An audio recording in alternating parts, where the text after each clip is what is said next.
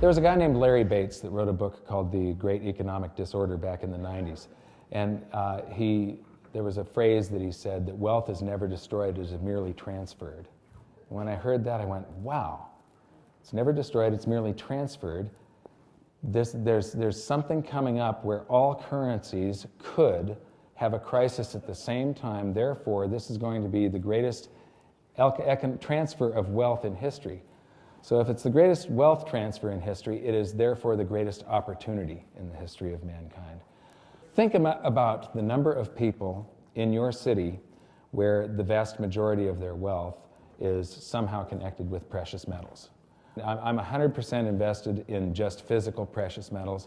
I used to have mining stocks and so on, and I do recommend mining stocks with your speculative capital, but you have to subscribe to a good newsletter. If you take a look at, and I'm taking a little side road here, if you take a look at the Barron's Gold Mining Index, the percent gains from 1971 to today versus gold, gold has outperformed the Barron's Gold Mining Index by 400%. And so if you want the big leverage that mining stocks can add, you need experts giving you guidance. I say if you can't hold it, you don't own it. The only leverage that I recommend is mining stocks. Stay away from ETFs, please. Stay away from leveraged accounts like margined trading accounts. You're going to get slaughtered on those. Numismatics, I think, are basically, I can see a scenario where in a deflation, people have to choose, do I let go of the house first or the coin collection? Coin collection. You get hundreds of thousands of coin collections hitting the market at the same time. All the numismatic value disappears. I got an email from a customer. He was a customer of mine several years ago, and gold was probably around $600 or $700 when I would talk with this guy on the phone. I'd spend hours with him. And he took a sizable position in bullion. And he wanted to buy some numismatics, and I told him what I thought of him.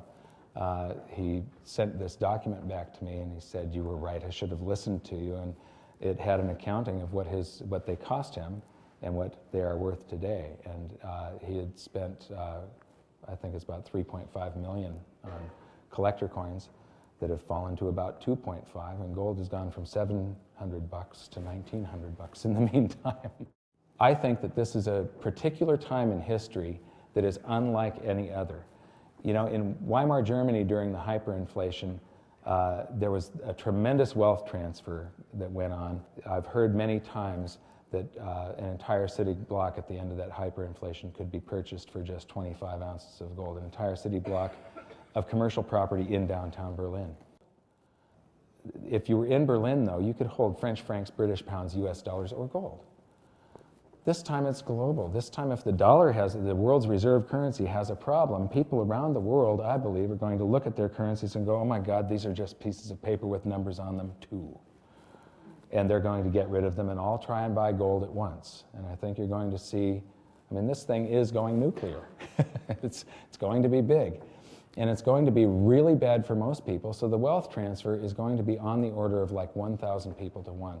Think about how many people in your city have all their wealth tied up in gold and silver, and the percentage is not even 1/1000th of a percent yet. But that's going to change. It's going to change rather rapidly.